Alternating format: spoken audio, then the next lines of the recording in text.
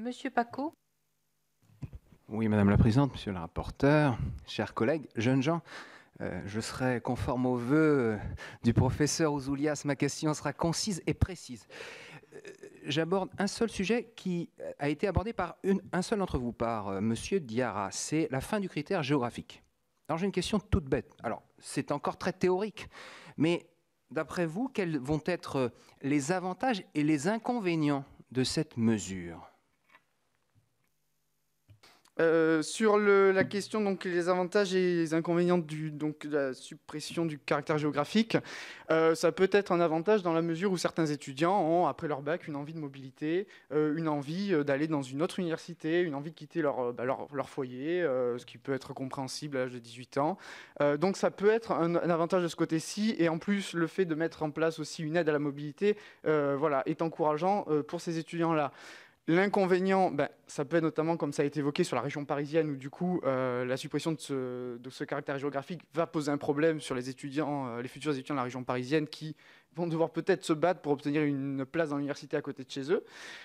Et aussi, l'inconvénient, c'est aussi peut-être des étudiants qui ne sont pas prêts à décohabiter aussi, qui vont sauter sur l'occasion pour décohabiter et on le voit aujourd'hui, pour avoir été élus dans les conseils d'administration du Crous où on traite les aides financières et les aides d'urgence auprès des étudiants. De nombreux étudiants se retrouvent en difficulté financière, non pas parce qu'ils sont dans une situation financière précaire, mais parce qu'ils ne savent pas gérer leur budget.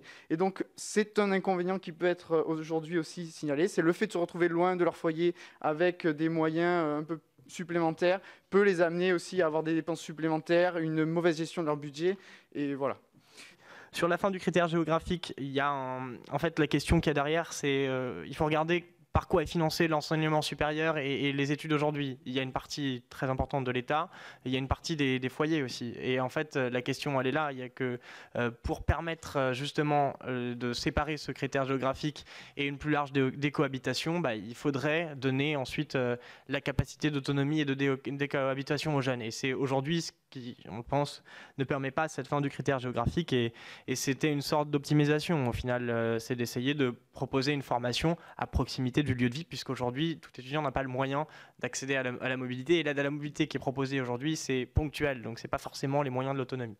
Mais donc, pour revenir sur la question, par exemple, de la situation géographique, pour dire, effectivement, il y a un avantage, c'est qu'il pourra favoriser la mobilité. Par contre, ça a beaucoup de désavantages. De façon très concrète, c'est une mobilité forcée qui va être imposée à tout un tas de jeunes sans avoir les moyens de pouvoir la vivre.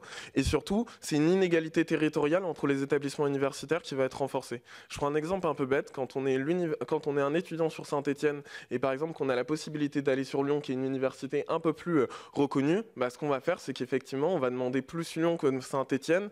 Et effectivement, c'est ce qui va se passer un peu à l'échelle de la France, où on le sait très bien, les universités qui sont vues comme étant les plus connotées, on va avoir les étudiants les plus attractifs et les autres, entre guillemets, les étudiants les moins bons. Et donc effectivement, un système d'université à deux vitesses qui vont se poser.